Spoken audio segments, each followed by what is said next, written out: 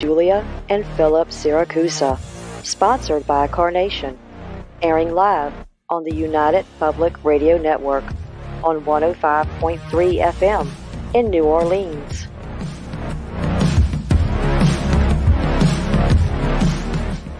This show's entrance has been edited, produced, and directed by Gwen Clapper from Perfect Trust Productions, LLC. You can find us at perfecttrustproductions.com.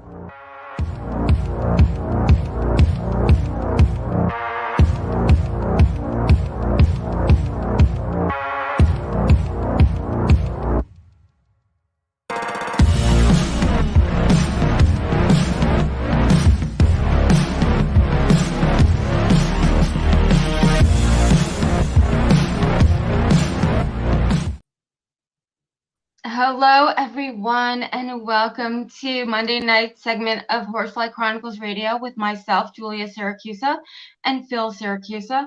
We're broadcasting live from the International Public Radio and the United Paranormal Radio Network on 105.3 FM from New Orleans. This evening's show is fully sponsored by Carnation, so we want to thank them for their sponsorship. We love them. You have a few things in order to participate. Go over to our YouTube channel, UFO Paranormal Radio or International Public Radio. You can also go into all of the Facebook stations, UFO Paranormal Radio Network, UFO Undercover with Joe Montaldo, News on the Flip Side, also Twitch and SoundCloud and Podbeam. And if you have any questions for our amazing guest over there, please ask. So tonight, guys, we have such a great guest. Please welcome to the show, Mr. Todd Bates. Todd is a retired paranormal investigator, and now he takes his knowledge and shares it with his amazing audience on his radio show, Haunted Voices. He owns and operates WLTK DB Talk Radio, going on its 18th year. He's the author of The Haunted Voice, an autobiography, and his life. It's such a great book. He's also the narrator of Ghost Finders that is now streaming on Paraflix and is an amazing voiceover artist. So please, let's welcome Todd to the show. Hi, guys. Great to be here. Hi. I'm honored to be on here. I've been looking God, forward we to are this. honored to have you on. I always get a little nervous when I have such amazing, host on the show that I've been doing this for so many years. So thank you for coming on tonight. Oh, it's my pleasure. This is going to be a lot of fun. Yes. It's weird sitting on this side, though. Isn't it? It is. Oh my goodness. Well, I mean, I usually like to start off what drove you into the paranormal? Do you want to start that way, or do you want to dive right into this book? That's amazing. Todd, you did such a great job. Thank you. That was tough. I could imagine. I mean, that was tough. Not only is this book, about the paranormal, but it really digs deep into your personal life. Mm-hmm. And I love that. It's amazing. And you did a fantastic job. Thank you so much. I mean, that took a lot. I'd carried that around, what got me started in all this. I mean, I was completely skeptical. I didn't believe in ghosts, UFOs. Yes. But ghosts and things, Bigfoot, no way. And one day I was talked into going on one of those paranormal ghost tours with a local team here. And I said, okay, I'm going to give this a shot. So I talked to the guy and he's like, yeah, he says, and he told me about EVP, and I was really interested in that, the communication part. So he said, he instructed me to get an analog recorder at the time and to get one of those and to join the tour. So I went in the tour. We get there and everybody runs to this little general store and just starts taking pictures, and there's flashes everywhere. And I just took my little recorder, and there was a barn way back in the back. No one was there. And I went and I sat down inside the barn and on top of a log pile and just set my recorder down with the external mic and just started talking and asking questions. Of course, I didn't hear anything at the time, but lo and behold, I get back and I'm reviewing the evidence, and I hear a horse. Of all things, it's a horse, and I Wow. still have it. It's in a tub somewhere on cassette tape. It's just a and then you hear like a stomping noise, and I didn't hear that with my naked ear, and that is when the obsession started. I wanted to know why. Not that I heard maybe the voice of a dead horse, but that it was on the recorder, not my naked ear. So that obsession just drove me. I started latching on. Back then, the internet was fairly new. There wasn't that much around there, mainly email and chat rooms and things back then.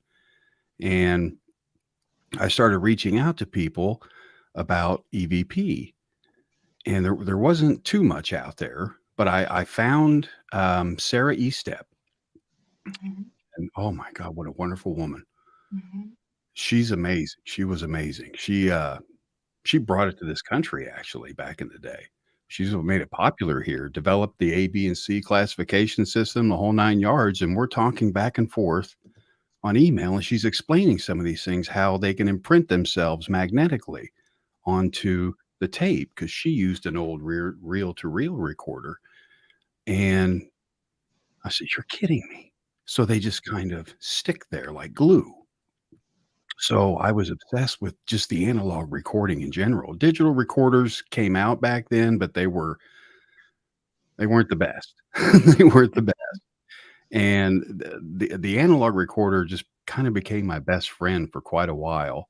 And that's what sparked the journey was I would go to all these different locations, started up my own little small team of people, and we would do clients residentials and things like that, and just kind of work our way up there after all this instruction and education. And there's just what I found with the field is there's more questions than answers every time, Mhm. and that's Yes. what led me down the road was to find those answers. I mean, it's an amazing, amazing ride.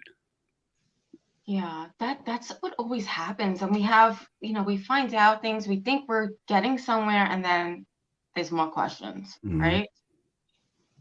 Yeah. Yeah, there's always more questions than answers. It's a unique field where we know paranormal activity exists, we know ghosts exist, and the supernatural, the unknown, but it's very hard to explain some things. We try to think about logical things, but some of these things are just big question marks. Yeah, I mean, it's near impossible to figure out some of these answers, and it brought me to the point I was doing a lot of, investigation work at the Sally House. I don't know if you guys have ever heard of that. Yep. Years ago, I I basically lived there. I had the Ida key, the whole 9 yards, and there were so many, different experiments I did in there with static electricity, with, um, different types of recorders and things, and that was probably my darkest time, I think, was that house, Mm. and that house changed my way of thinking a lot as well. Back when I first started, if it was mean, "Oh, it's a demon," you know?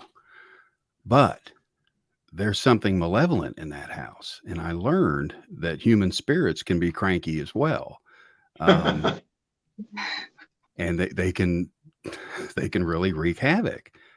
She'd set Mhm. little fires in the home and things of that nature. She was fixated with fire, little Sally was, but it was that house taught me when to say when, because I'd become obsessed. I lived 8 hours away from Atchison. I would wake up. This is no kidding. I would wake up at 2 in the morning. Next thing you know, I'm on my way to Kansas. I was obsessed with this place because I knew something was there. We all Yeah. knew something was there, yet we couldn't pinpoint it. And you try to follow the story, and it's hard. It's hard with the story with little Sally. Peter James named her. That was a name that she had given him, and the story goes. she was getting surgery for her appendix. She had appendicitis, and her appendix was about ready to burst. And they didn't give her enough the ether back then to put her under, so she woke up during surgery and died. I mean, what a horrible way to go. And that supposedly sparked this haunting with the doctor, the mother, the father. Um, there's some that feel that there's even a larger dominant being there that controls the rest of them. Yeah. Now it's basically a bed and breakfast. I mean, you just go there, stay the night, do your thing. I just want to warn people about the place. Yeah. Do you think that Sally was demonic, or I mean, in any way? I mean, that's what I heard, that it was really, really, really bad. I'm on the fence of little You're on Sally, the fence, right? because when you have, let's say, a demonic entity, it's going to come to you in an innocent form, I think, Yes. like a child. Mhm. And that one night in the kitchen, all three of us collectively saw a little girl, the whole 9 yards, with the little dress. She had the bow, and I remember the eyes. They were coal black. You know, that could be a number of different things, but they were soulless almost. Yeah. And having that happen with the burning, the scratching, you would think that this would be some kind of demonic force. And it very well may be. Yeah. That's way out of my league. I was investigating there for years, and I knew when to cut and run when things from that house started following me home. Yeah. And no matter how much closure I did, no matter how much cleansing I did, my oldest daughter saw her at the foot of her bed, and here she is, 12 years old, coming in to sleep with her parents. She's terrified, turned her radio off. My youngest was playing with a little girl in her bedroom, and we had someone come over to cleanse the house. It was smudged, and my little one comes out of her bedroom screaming, saying that we killed the doctor. And she didn't know anything about the place. She's just a little one. Yeah. So a lot of things follow me home from that place, and it was a wake-up call. And that's A when I lot of things slowed down. follow you home. That's interesting. Mhm. And yeah, It was happened. it was tough to get rid of them. Finally, it subsided. My daughter lives in the same house now, and she hasn't had any occurrences or anything, but that place really woke me up as an investigator and introduced me to proper note taking, to noting all natural sounds, so many different things that place taught me. And it led me down a path where I'm still on the fence of if that place is a demonic haunting or not. I wish that more teams would go out there, good teams would go out there and really dissect the area, because there's a lot of history behind it. But that place is what launched me paranormal wise, getting into more in-depth audio work and things of that nature, things that I had to try and perfect to get communication from there. I mean, I've captured some EVP from there that I can't explain. Blowing candles out. I mean, how on earth can a spirit blow a candle out with a blowing sound even? These are things I couldn't explain on the recordings, and I've never gotten anything as rich and deep than I did with that location. It is great. So if anybody's listening and anybody's going out there, bring an analog recorder. I know they're old and cumbersome, but they work. They still work. They do. And they're the best. I mean, I was gonna ask you, what is your favorite piece of equipment? But I mean, I think you kind of answered it. They really are the best, right? What do you think, Phil? It's what I've learned over the years is I would receive less recordings on the analog, but they're more pronounced. They're more of a class A, class B type. Digital, I would get a lot. You would just get them every whip stitch, really. But Yeah. they were kind of class C. They were whispers, or they were mispronounced words a little bit. But an analog recording, it's strange. I don't know if it uses the white noise as a carrier. I don't know if it's a magnetic thing, how they imprint. All I know is they get on there and they just don't come off. They're stuck and they're so robust. It's like, okay, here I am. So my favorite piece is definitely the analog recorder. My second would be the digital. Mhm. I'm big on less is more. Yeah. I used to have all the bells and whistles, and I found it was more confusing. It was creating more questions. Mhm. More. So if I just went with an analog recorder, some common sense, a notepad, you can get a lot accomplished. I don't have any kind of video recording equipment. I'm stuck in communication land. I want to know why, Mhm. not necessarily is there life after death. I'm a firm believer there is now. I want to know why you can come here. However, we can't go there just yet. You guys can come back and forth. We can't, or do we? The other question, the astral plane, do we leave our bodies at night? Do we go visit these spirits and locations? I think that they do communicate with us in our dreams and Yeah. things. I agree with that. I definitely agree with that. I believe that some people have out of body experiences. I do in a Mhm. dream state where there's people in there that I don't even know. And I know them in the dream, but I don't know them in reality. Yeah. So I think you just hit it on the head. That's true. And I believe that to be factual information. We can't prove it, right? But it kind of makes sense. I remember for an investigation at my own home years ago, I fell asleep on the couch and these people were in the dream saying, "We know you're trying to contact us, but we're right here." And they were teenagers. And the next day, there was a paranormal team here, and they're talking to a young audience of people that was unexplained. So I think that there's somehow a connection there. I think so too. You have that. I know whenever I have a really good dream, for example, I wake up and I don't know where I'm at for a little while.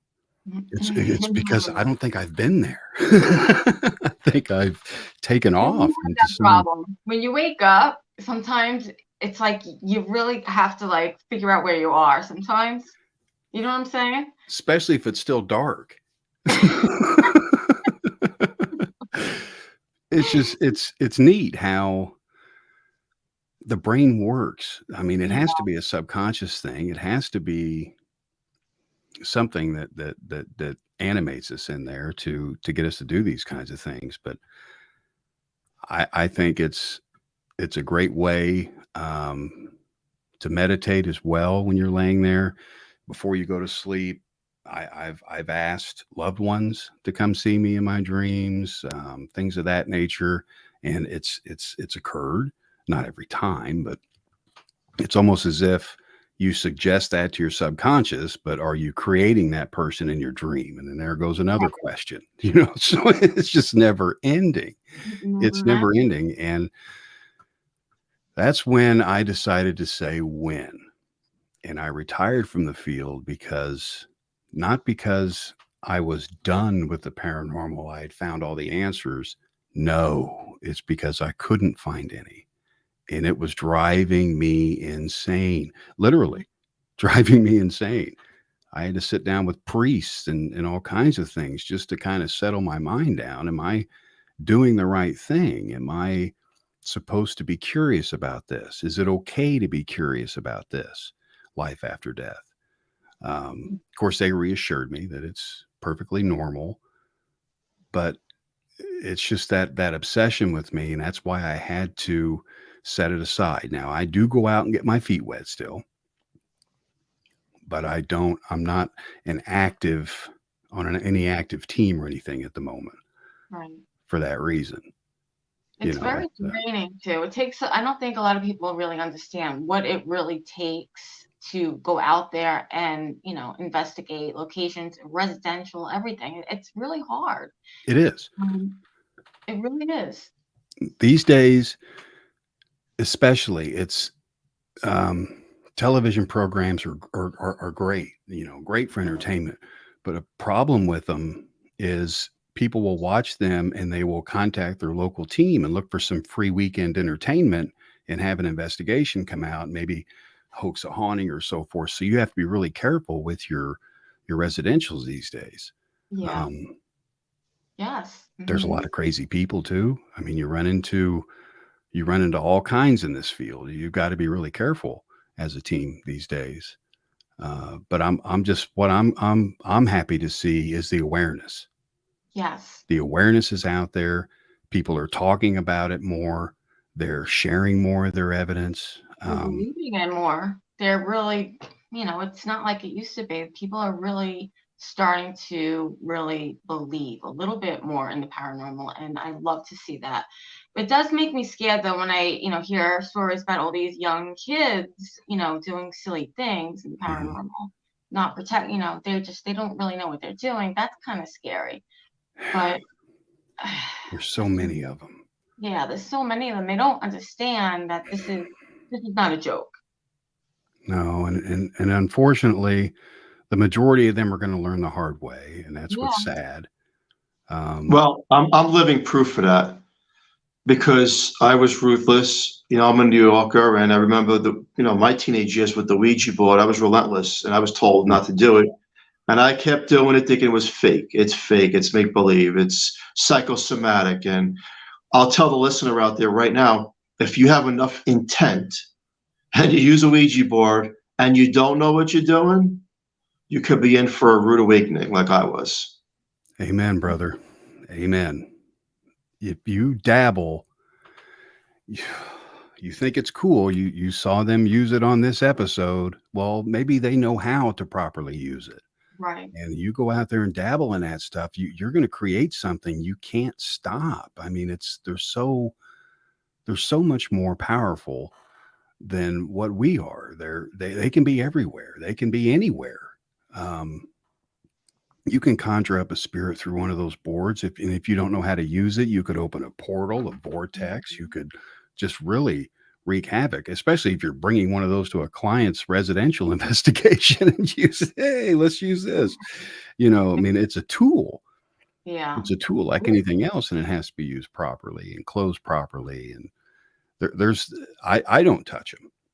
Yeah. For that reason, because I don't feel I'm experienced enough to use one of those things.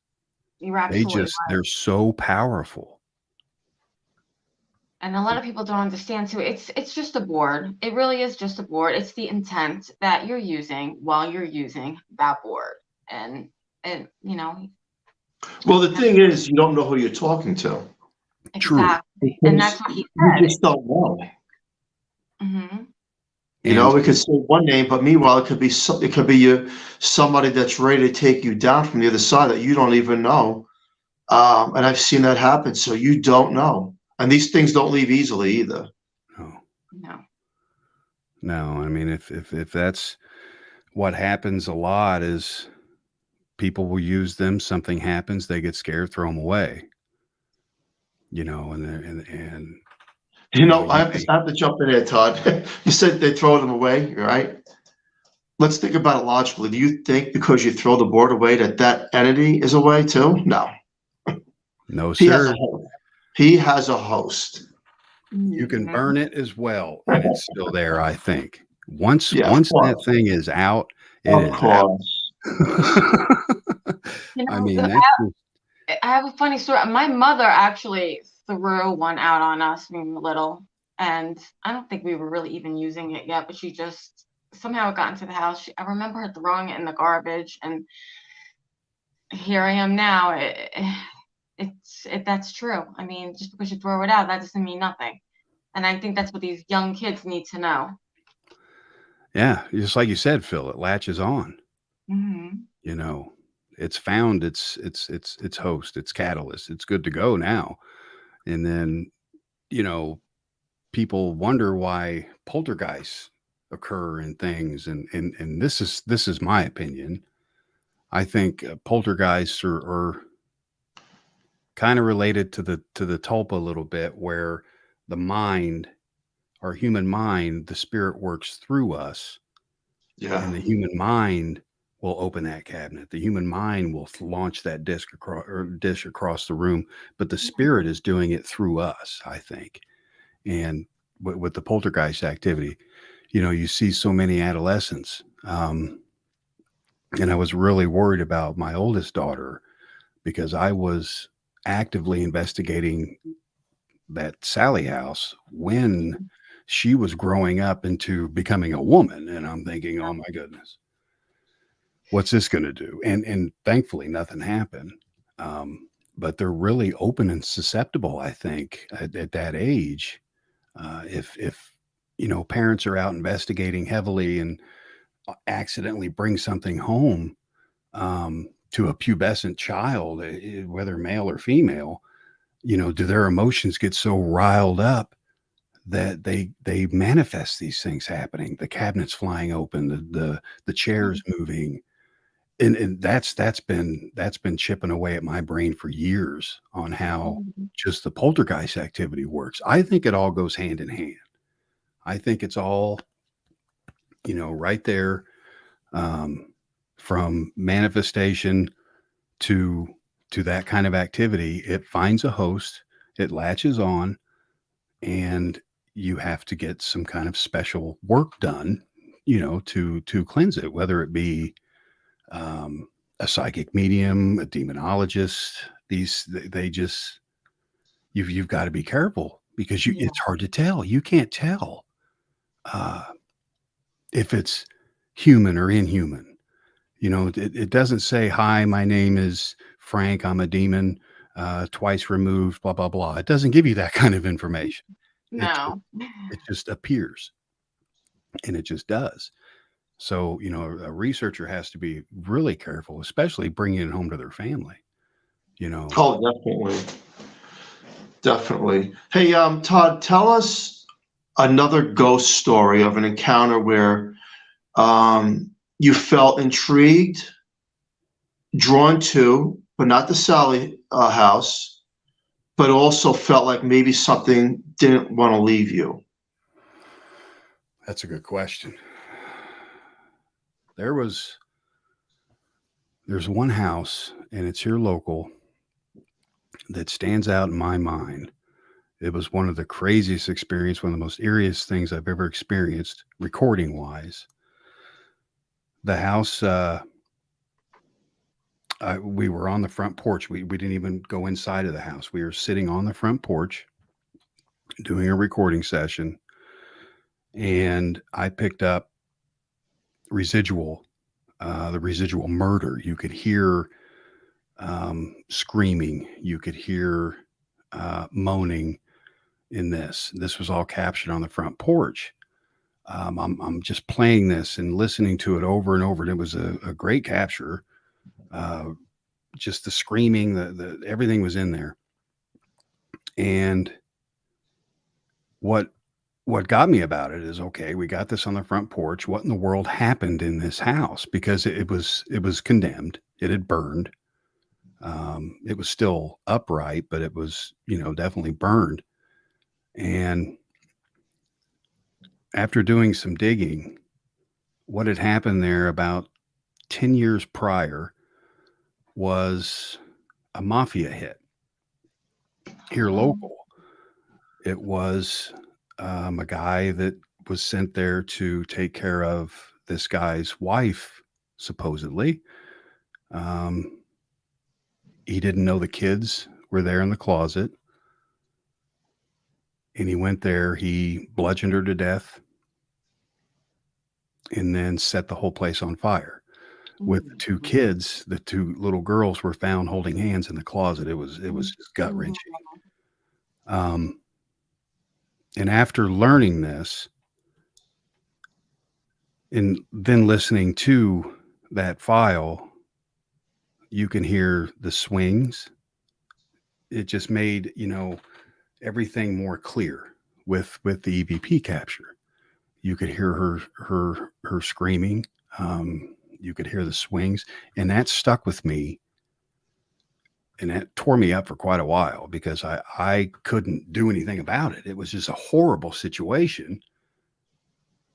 And I feel that, that was all residual energy, of course, but this place was just pouring out. And it was one of those that I couldn't touch. I couldn't go in and do anything about it. I couldn't go in and find more answers. I couldn't, because no one was allowed inside the home. We were only allowed on the front porch, but still captured the recording on the front porch without being inside the premises. So that can happen as well. But that one left a mark on me because of the kids. Yeah. Oh, Because of the kids. That's horrible. So heartbreaking. Yeah. And, it's one I'd like to revisit again one of these days. But yet, something holds you back from it. Are you going to get something worse this time? Or do you just kind of leave it where it's at and just kind of close the case? It's one of those that just sits there cold. I'm itching to, because right now the house had been completely torn down. All that's left there is a plot. And I would love to go there and see if it's tied to the land as well. Because I think that spirits can do that as well. It's tied to the land as much as it is the home. It'd be nice to revisit it. But it tore me up. Yeah. There's always that one case that, really does leave a mark on you. Like you said, I mean, that's sad. I mean, you don't forget those things. I mean, it's like it's like an officer, a cop, a fireman. Sometimes these things will sit with you and you don't necessarily forget them. No, it's hard. It's very hard to learn the history of some of these places. Such sad stories that go along with a lot of these hauntings. The stories are just so sad. They're traumatic. The family went through hell, for example. And let me see who's in chat. I want to say hello to Anna. Is that Phil? Can you see chat? Anna, hello everyone. How are you? Yes. So let's get into your book. I know. Let's get into it.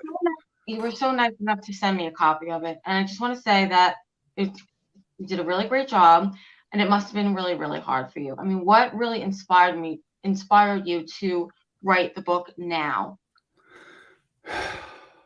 Great question. I wanted to first and foremost get that off my chest. I'd been carrying paranormal goo and problems for a long time, and it felt good to. And I hid the whole thing from my family. My own kids didn't even know. My girlfriend didn't know I was writing a book. It was if I would have told someone, I wouldn't have done it. But it all just started flowing. And it was a release. I had to make amends with myself, with a lot of people. I've been in this field for quite a while, and I've been on a lot of roller coasters. I've burned a lot of bridges with alcoholism. That was my go-to when I couldn't find any answers, or when I needed to settle down from one of these wicked hauntings. I turned to the bottle, and that was my go-to. in this field because it wouldn't take the problem away, but it would take it away then. That was my mentality, and that was the wrong mentality. So I wrote the book to free myself from that demon that was saying, okay, Todd, if you say this, they're going to know. You're going to be vulnerable. You may appear to be weak. And then, all these things are going through my head. And I'm thinking, no, this is life. Life happens.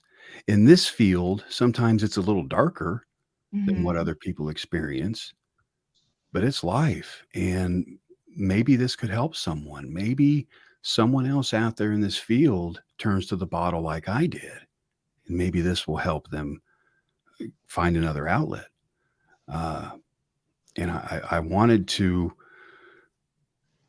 share all I could about myself with people because I am, believe it or not, a total shy introvert. I don't get out much. My show is my social time. I have high anxiety. I'm bipolar, you name it. It's just all of the mixes that shouldn't be there are there. Yeah. But that book helped me connect with myself and the reader, hopefully. I wanted it to be entertaining a little bit as well as informative, about my life, because it's hard to write about yourself. That's the last thing you want to do is get these things out there. But I had to share the story of not only working in the corrections field, but then being in bars, behind bars. Yeah. It's terrible, horrible experience. Well, we thank you so much for writing it. I mean, Can you hold the book up to the camera, Jewel? I'm sure you've helped so many people with this book. Where can everybody find it? Well, they can find it on Amazon. They can find it on Barnes & Noble. If you want a signed copy, they can get it on my website, toddmichaelbates.com. The easiest place, Amazon, Barnes & Noble, a few of these other places I can't pronounce where it's going out there, but I self-published it. I'm not going through any big publisher. Yeah. I'm not looking to make $1 million off of it. This was a freeing journey for me. Yeah. And a lot of those entries in there are from my journal, and it was just a lot of fun to write. So, Todd, for the reader, give me one takeaway that they can get from the book. Wow. What I would like for them to take away from it is not all hope is lost.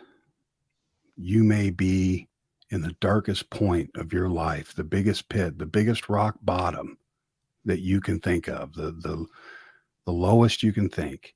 There's always a way out, always. You have to talk to others. You just have to reach out. Some of these things you can't do alone. You need help, so get help. Yeah. I like that. And that's important out there to the listener. That's one reason you want to get the book. That's a big takeaway.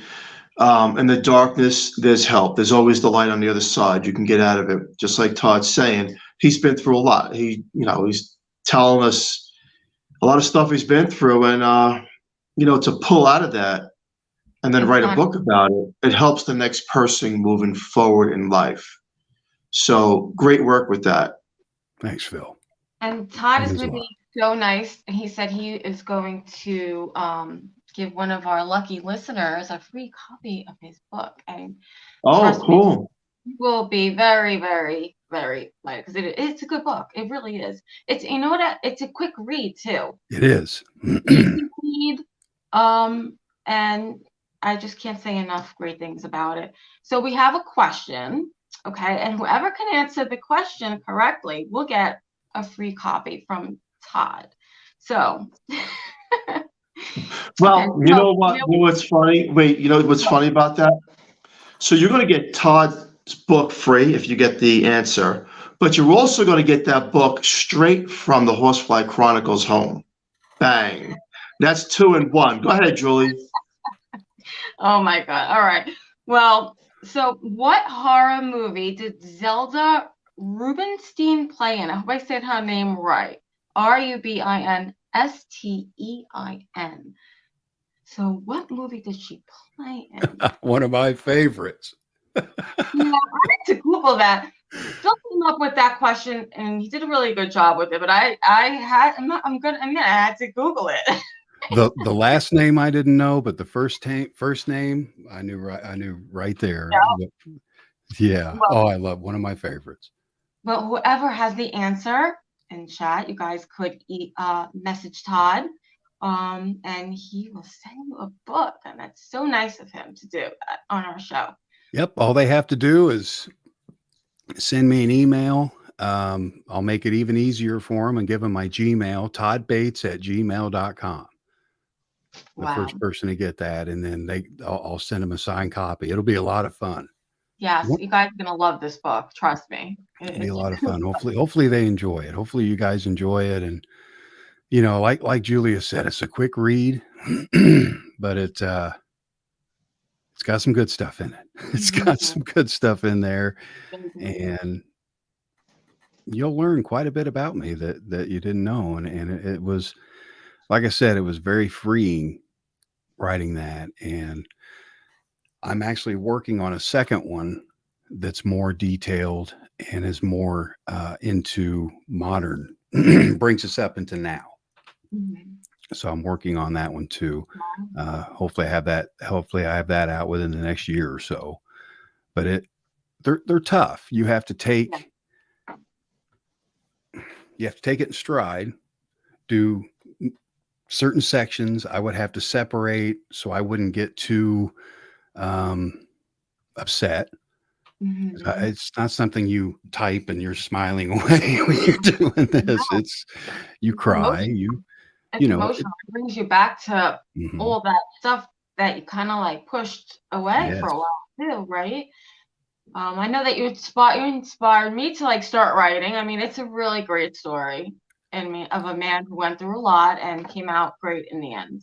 So I think everybody should do that. Write a story of their life. I really do. True. Hey, as we're getting closer to the end of the hour, let's do a checklist, Todd. So I'm going to ask you questions. You could say believe, not believe, or a question mark. I like that. Do ghosts exist? Believe. Do aliens exist? Believe. Do demons exist? Believe. Are you here right now doing this show with us, or is it a conscious form of you doing it? Believe. That was awesome. That was good, Bill. That was awesome. And that's a good point. That's a good point. Those are the things that keep you going, the things that make you go, That's true. That is true. And thank you so much. You know, I believe in everything you just said. We can't prove a lot of things, but I know firsthand aliens do exist. Ghosts do exist. Demons do exist. And of course, then if there's demons, there's angels do exist and spirit guides. And one of the biggest confusing things as myself, a paranormal investigator, and my wife and Todd and a lot of people out there is sometimes we just don't know when we walk into a location who we're talking to. And I can't tell you time and time again, well, you'll actually think it's the identity of that person from the 1800s, the 1700s, and that historic location, but only to find out it's a silhouette of them and it's truly not them. Wow. Yes. Wow. That's deep, Phil. Very true. That is so true. Good Wow. job. Makes you think. See? Yes, it's amazing, incredible stuff. And to the listener out there, paranormal investigating can be fun, but you have to be cautious. And the Ouija board, I feel like it's more they're going through you, the spirit. So you have to be careful with that, because I have personally seen people that were the kindest, nicest people being taken over. And I cannot explain it. And then vicious crimes do happen from that. It's almost as if they know your darkest, weakest point of life. And when they find it, they know how to take you down. And Todd, that ties into your book, because you see, you got out of that realm of darkness. You pull yourself out, but yet you leave the demons behind. And we have to be careful of some of the things that we tamper with in life, because we just don't know who or what is watching. And I've learned that during investigations, some of these things will seek to take you down in such a way where you don't have to see anything. And the devil does not wear a watch. We do. His time is inevitable. And the entities from the other side can say, okay, now I have you. 20 years later, when life is going good, when you're married with kids, let's see how that car stops. I have seen things time and time again that cannot be explained. I do not believe in coincidences. I think that everything happens for a reason. To the listener, raise your vibration, be the better person, and push it forward to mankind. Wow. Well said. Well said.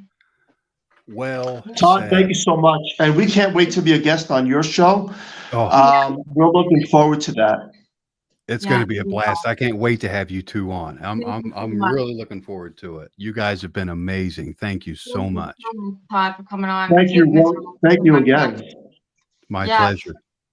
Anytime. So again, guys, grab his book. You will not regret it. It is a great book, and you will learn something. And give us the name of the title again, Julie. Have the name of the title? The Haunted. I'm sorry, The Haunted Voice. The Haunted Voice. I like that. The Yes. Haunted Voice by Todd Bates. His radio show too. Awesome. All right, Julie, wrap it up. Right. Well, special thank you to Carnation for fully sponsoring the show. We love them. They've been sponsoring us from day one. Please join us next Monday at the same time on the United Public Radio Network on 105.3 FM from New Orleans. And we are now on Roku. So that is very, very exciting. Stay tuned for The Missing Piece with Trish Mo. Thank you, Todd, for coming on. We love you. You're great. Thank you so much. Thank you. And to the listener out there, Todd Bates, really quick, has his own show. Todd, tell us your own show. Sure. The Haunted Voices. It's on Friday nights at 10 p.m. Central over there at WLTKDB.com. Awesome. Thank you so much, Todd. Thank you to the listener out there. Don't forget to message Todd for that free book. If you get it correct, only the first person, not the first two people, will get it. Everyone have a safe, great night, and stay tuned for the next show. Thank you. Thank you. Thank you so much.